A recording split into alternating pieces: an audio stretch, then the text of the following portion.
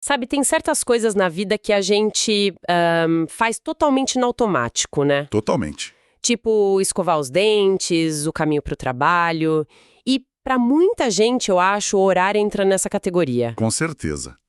As palavras saem, mas a cabeça tá longe. Exato. A mente está em outro lugar e, de repente, aquela oração vira só um ruído de fundo. Uhum. E a nossa fonte de hoje mergulha justamente nesse problema. A gente está com uma crônica incrível do Salvador Mor, que se chama As Palavras Ocas que Exprimem Conceitos Ociosos. Que faz parte do livro Ai dos Evangélicos. Um título já bem provocador. Muito. E a proposta dele é ousada. Ele pega talvez a oração mais famosa do mundo, o Pai Nosso, e, assim, desmonta ela peça por peça. Ele mostra que, longe de ser só uma fórmula para a gente repetir sem pensar, ela é, na verdade, um roteio radical, sabe? Cheio de pedidos que deveriam deixar a gente bem desconfortável. A ideia não é confortar, é desafiar. Exatamente. A nossa missão aqui é explorar como essas palavras, que parecem tão simples, na verdade escondem renúncias e compromissos que, olha, podem virar a nossa vida de cabeça para baixo. É uma análise muito provocadora. O ponto de partida do Mor é aquela instrução de Jesus, sabe? Logo antes de ensinar a oração. A de não usar vãs repetições. Isso. E o autor argumenta que o Pai Nosso não é uma proibição à repetição.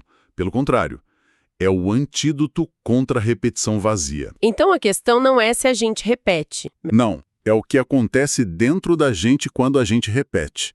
Para ele, essa oração é uma ferramenta potentíssima para desenvolver o que ele chama de inteligência espiritual. Quase um roteiro de autoexame. Exatamente. Então vamos entrar nisso, porque é aqui que a análise dele começa a mexer com as nossas certezas. Ele diz que a oração já começa, assim, nos forçando a ir contra a nossa própria natureza. Já começa quebrando tudo. Total. As 3 primeiras petições, segundo Mor, não são bem pedidos. São, na verdade, 3 gigantescas renúncias. Renúncias. Essa palavra é chave. É a chave. A primeira, Pai nosso que estais nos céus, santificado seja o vosso nome. Olha, a minha primeira leitura disso sempre foi de reverência, de respeito. Mas ele vai muito além. Muito além. Para o Mor, santificar o nome é um compromisso ativo, sabe? É uma promessa de não usar o nome de Deus, a ideia de Deus, para validar os nossos projetos, as nossas ambições. É renunciar à nossa própria glória, então. Nossa, é bem direto. É muito direto. A santificação do nome do Pai, na visão dele, passa diretamente pela santificação da nossa própria vida, da nossa missão. É uma declaração de propósito. Tipo, não estou aqui para construir o meu monumento. Mas para refletir algo maior do que eu, entendi. Ok, então o primeiro passo é abrir mão da nossa própria glória, do ego. Mas o Mori argumenta que a renúncia seguinte é ainda mais desafiadora. Porque mexe com a nossa necessidade de controle. Exato. Ele aponta para o pedido, venha a nós o vosso reino. A gente está pedindo por um reino que não é nosso, cujas regras a gente não criou. Pois é. E ele faz questão de desfazer umas interpretações meio comuns, né? Sim. Não se trata de pedir por um império teocrático aqui na Terra, ou uma fuga para um lugar mágico. O que se pede, segundo Mor, é pela vinda de um reino de paz e de uma justiça que não seja mera justiça. Uma justiça que vai além da lei dos homens, então. Uma justiça que restaura. Exato. E na prática, ao dizer isso, a gente está admitindo que a nossa visão de um mundo ideal é limitada, talvez até falha, e a gente se abre para uma visão superior, é abrir mão do nosso plano perfeito. O que nos leva à terceira renúncia, que parece ser o clímax dessa primeira parte. Seja feita a vossa vontade, assim na terra como no céu. Aí não tem mais metáfora, é na lata. É direto. E o Mor descreve a dificuldade disso de um jeito muito humano. Ele diz que esse pedido é demais para nós que somos de ter tantas vontades insaciáveis. Essa honestidade dele é o que torna o texto tão forte. Ele não trata a gente como um ser super espiritual. Ele reconhece a nossa natureza. Aquela atitude do quero, posso e mando, que a nossa cultura celebra tanto, é, segundo ele, o oposto direto dessa súplica. É a renúncia final ao poder, ao controle. É. Uma rendição, mas no melhor sentido da palavra. É confiar que o maestro sabe a música inteira sabe? Enquanto a gente só conhece a nossa pequena parte no instrumento. Ok, então a oração começa com essa demolição do nosso ego, a gente renuncia à nossa glória, ao nosso plano e à nossa vontade. Isso. Depois disso, a oração parece que muda de tom, ela meio que desce do céu para a terra com o pedido pelo pão. Você mencionou que ele toca nesse ponto também. Sim, e há um detalhe que muitas vezes passa batido, mas que o Moore acha fundamental. O pedido é pelo pão nosso de cada dia. O plural. O plural aqui é tudo. Não é o meu pão. Antes mesmo de chegar no tema do perdão, a oração já coloca a gente numa comunidade. Força a gente a reconhecer que a nossa necessidade está ligada à do outro. Perfeito. O Moore interpreta isso como um forte compromisso social ali, embutido no centro da oração. É um lembrete de que espiritualidade não é um caminho solitário. Entendi. Isso muda a perspectiva de tudo que vem depois. Primeiro a gente se reconhece como parte de um todo, para só depois lidar com as fraturas desse todo. Exato. E é aí que a gente chega na parte que o próprio Salvador Moore confessa que por muito tempo era a primeira que ele queria pular. Ah, essa parte. Ele diz: perdoa as nossas dívidas, assim como nós perdoamos os nossos devedores. A forma como ele constrói o argumento aqui é, para mim, o coração da crônica. É o trecho mais custoso, como ele mesmo diz, mas também o que gera o resultado mais profundo. O que torna a análise dele tão impactante é a vulnerabilidade. Ele não fala de um pedestal. Não mesmo. Ele escreve com todas as letras: posso até fingir que perdoei, mas não esqueço. Essa confissão é a chave. É a chave. Porque, a partir daí, o pedido muda de figura. A gente não está mais simplesmente pedindo a Deus que nos perdoe. A gente está, na verdade, pedindo a Ele ajuda para que nós consigamos perdoar de verdade. Essa honestidade é brutal.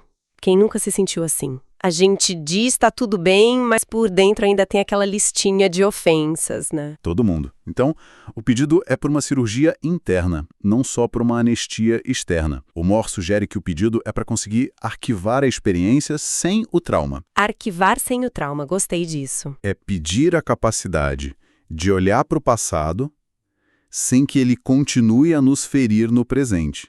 E a libertação que isso gera é, antes de tudo, para quem perdoa. Para nós mesmos. Para nós. Ele usa uma imagem muito poderosa. Perdoar nos livra de ficar arrastando esses trapos fétidos de ressentimentos. Nossa. O perdão, nesse sentido, não é um presente que a gente dá para o outro. É uma liberdade que a gente dá para a gente mesmo. E a condição que a oração impõe é o que a torna tão desconfortável. Assim como nós perdoamos, não é uma negociação, né? De jeito nenhum. É um espelho. Um espelho é isso. A gente está pedindo a Deus que aplique na gente o mesmo critério que a gente aplica nos outros. Isso é aterrorizante. Aterrorizante e, ao mesmo tempo, um mecanismo de autoavaliação genial. A oração vira um diagnóstico. Como assim? Ao dizer essas palavras com sinceridade, a gente é forçado a olhar para dentro e perguntar: como eu tenho tratado as pessoas que me ofenderam?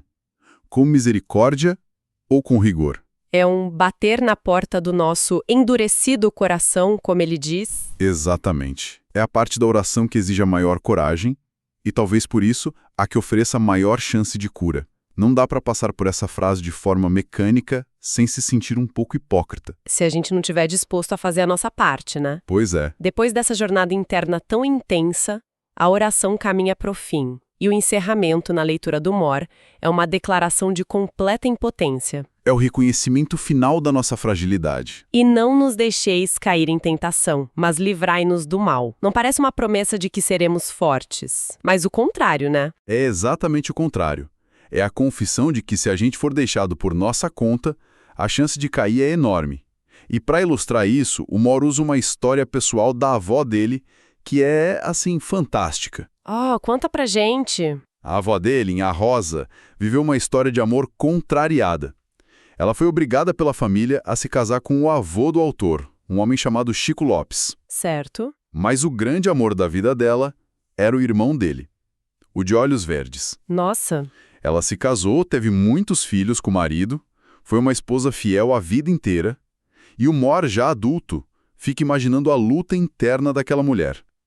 Ele se pergunta quantos atalhos Deus precisou criar no caminho dela para que ela se mantivesse fiel. Uau! Quantas vezes o cunhado de olhos verdes precisou viajar, ou ficar doente, ou simplesmente se atrasar para um encontro para que a tentação não se concretizasse. Isso dá uma dimensão muito real ao pedido. E a expressão que ela usava, um regionalismo que o humor resgata, resume tudo. Quando ela queria que algo fosse evitado, que um caminho perigoso fosse desviado, ela dizia: Que Deus atai. É genial. Isso vira a ideia de resistir à tentação de cabeça para baixo, não é? Totalmente. A imagem que a gente costuma ter é a do herói enfrentando o mal de peito aberto. Mas essa súplica é outra coisa. É o oposto. Mora interpreta o final da oração exatamente como esse pedido da avó. A gente não está pedindo superpoderes para lutar contra o dragão. A gente está pedindo para nem encontrar o dragão. Exato. A gente está pedindo a Deus que nos faça pegar um desvio.